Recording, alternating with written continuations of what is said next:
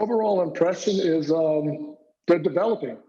This year more than any other year in college basketball, you're going to have growing pains coming out of the gates. That's Yeah. not KU, that's every team because you don't have the closed door scrimmages, you don't have any early season tune up type games, if you will. And so coming out of the gates, I mean, they run into the number one team in the country. Yeah. And they showed people why they were the number one team in the country, but they've continued to improve. And I think from that very first game to now, we know Coach Self, we know what he's about defensively, and the team has continued to get better defensively each time out. I think offensively right now, they're trying to find their flow. I think one of the biggest misconceptions about this year's team is people don't realize how good Doak was. Yeah. Doak was a beast in the middle. He had great hands. He had great vertical jumping ability. And David McCormick is a talented basketball player. He's just not Doak, Yeah. you know. Yeah, for And he's sure. and he and he's doing a really good job with that in terms of he's starting to figure out continuing to move his feet, posting up, getting angles defensively, protecting the rim. Also going to come play position defense because he doesn't elevate as high as Doak. Yeah. And then I think offensively. Um, I think this is one of the first teams I've seen KU with it. They don't have a guard who just got that breakdown ability to get into the teeth of the defense and make plays. I think Garrett is a terrific all-around basketball player, but he doesn't have the speed that Dotson has. He doesn't have the speed that you had or Aaron Miles had of getting into the paint and making something happen. And so this year's team, they're shooting the ball well at times. I think that's going to have to be a consistent for KU to continue to grow and get better as the season rolls on. Yeah. And, you mentioned David McCormick, and I think, he definitely is going to he has the opportunity to play a big role moving down, especially down in the stretch with the thick of Big 12 play and obviously moving into NCAA. But he had one of his best games against West Virginia. What do you think he needs to continue to do to keep getting those minutes and keep that momentum going? Well, I think David's athletic ability, I think with the amount of long jump shots that we're shooting right now, I think Yeah. he has an opportunity to get some offensive rebound putbacks. I think he Yeah. plays a little bit better in space.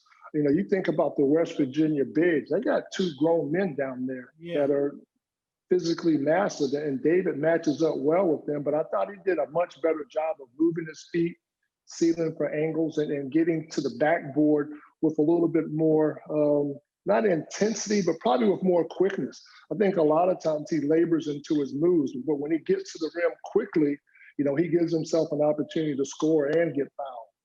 Yeah.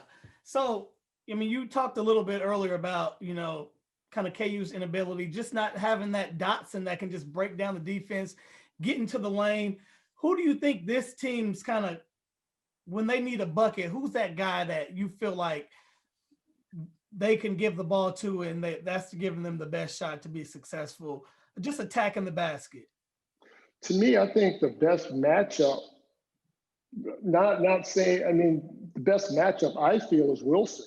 Yeah. Especially when he's playing the four. I don't think there are too many four men that can keep up with him in terms of putting it down on the floor and then stretching the floor and getting out there to him. I just think that's the best matchup to attack at times. And I think when he's making shots, he puts the ball down on the floor, it opens up things for everyone else.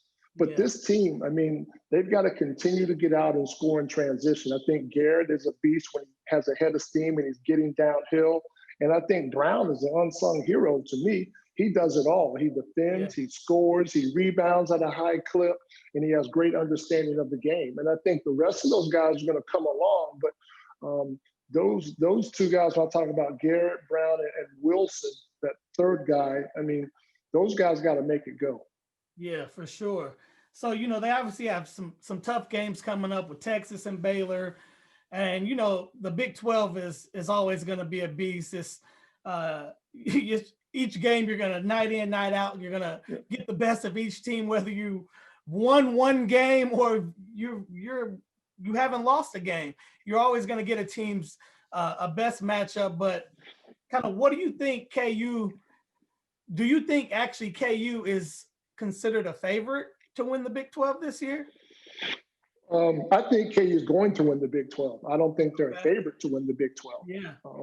I think, as we all know, the history that Coach Self has, the Big 12 runs through Lawrence, and it Yeah. has for a very long time. And I think that's going to be the case this year. But I mean, you look at the conference. You know, Baylor, their guards are tremendous, and they've got great front court players. Yeah. Texas can beat you with the front court or also their back court.